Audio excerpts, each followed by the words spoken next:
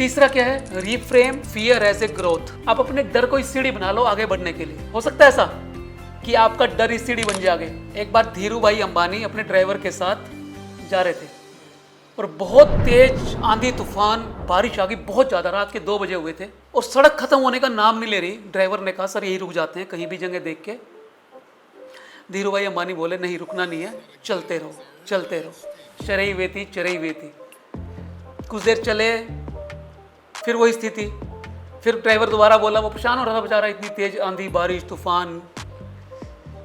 कोई जगह भी ऐसी नज़र नहीं आ रही कि जहाँ कोई उनको कोई सराय मिल जाए, कोई होटल मिल जाए, कोई रेस्टोरेंट मिल जाए, कहीं ब्रेक ले लें। धीरू भाई अंबानी बोले चलते रहो।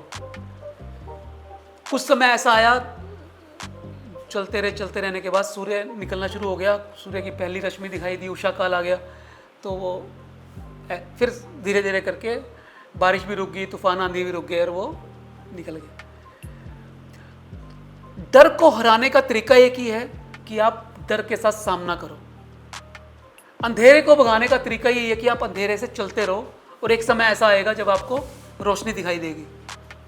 रात को पार करे बिना कभी उजाला नहीं होता। कभी अगर आपको दिन देखना है तो आपको रात पार करनी पड़ेगी, आपके पास और कोई तरीका नहीं है। क्योंकि डर एक अच्छा इमोशन है, वो आपको सचेत करने आता है कि आगे खतरा है, तो आप तैयार हो जाते हो उस खतरे को झेलने के लिए। लेकिन अगर आप डर के बैठे रहे, आपने कोई इंतजाम नहीं किए कि उस समस्या से बाहर निकलने के लिए, तो अल्टीमेटली क्या होगा, वो समस्या इतनी विकराल हो जाएगी कि वो आपके अस्तित्व को खत्म करने के लिए प्रश्न चिन्ह बन जाएगी। ठीक है, क्योंकि एक छोटे से सुराग को अगर बंद नहीं किया गया तो वो धीरे धीरे इतना बड़ा हो जाता है।